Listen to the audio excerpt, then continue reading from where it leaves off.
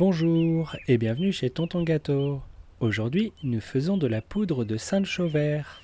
Je commence par ramasser du Sancho vert près de chez moi.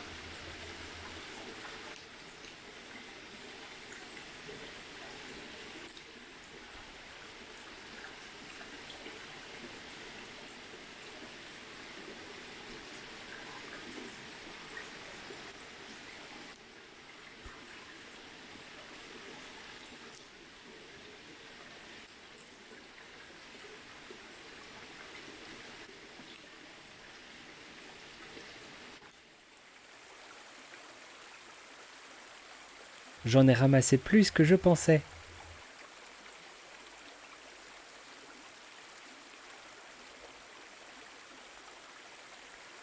Pour faire sécher le Sancho vert, il y a plusieurs techniques. Vous pouvez simplement le mettre au soleil et dans un endroit chaud pendant plusieurs jours. Sinon, préchauffez votre four à 100 degrés ou moins si possible et mettez-y le zeste à sécher pendant quelques heures. Attention à ne pas le brûler.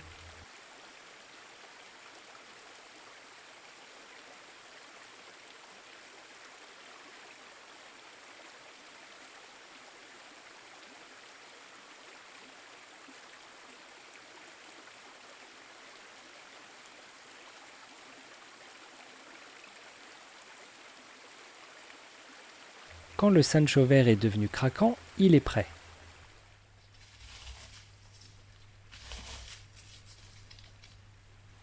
Pour le moudre, j'utilise un moulin à café. Vous pouvez utiliser un robot, mais il y a un risque de trop chauffer la poudre.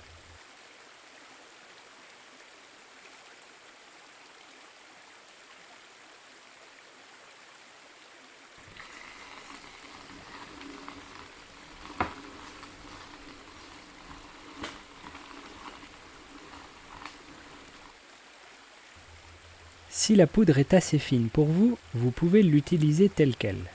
Moi, je la tamise pour enlever les plus gros morceaux.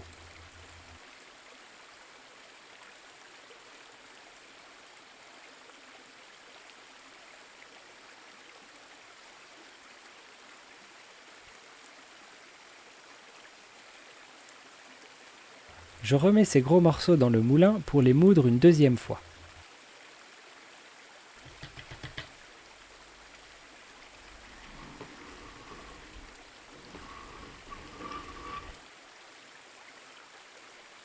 Puis je tamise à nouveau.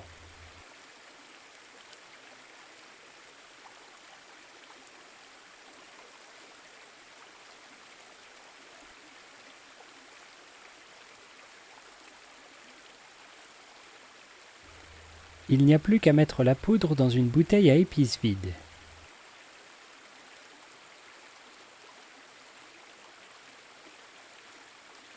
Vous pouvez utiliser un vrai entonnoir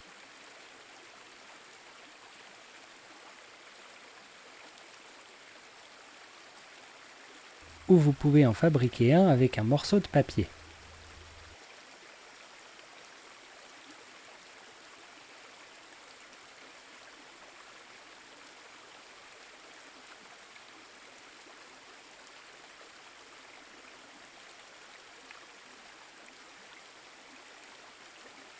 Vous pouvez faire votre propre étiquette, mais si vous voulez utiliser la même que moi, vous pouvez télécharger le PDF avec le lien dans la description. Vous pouvez utiliser votre propre imprimante ou aller au combini. Attention à ne pas changer la taille. Découpez l'étiquette qui vous plaît et collez-la sur une bouteille.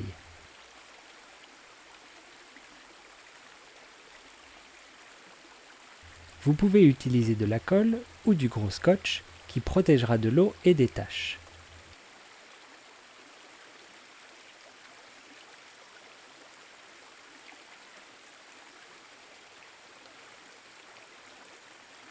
Cette étiquette convient aux bouteilles de la plupart des marques d'épices.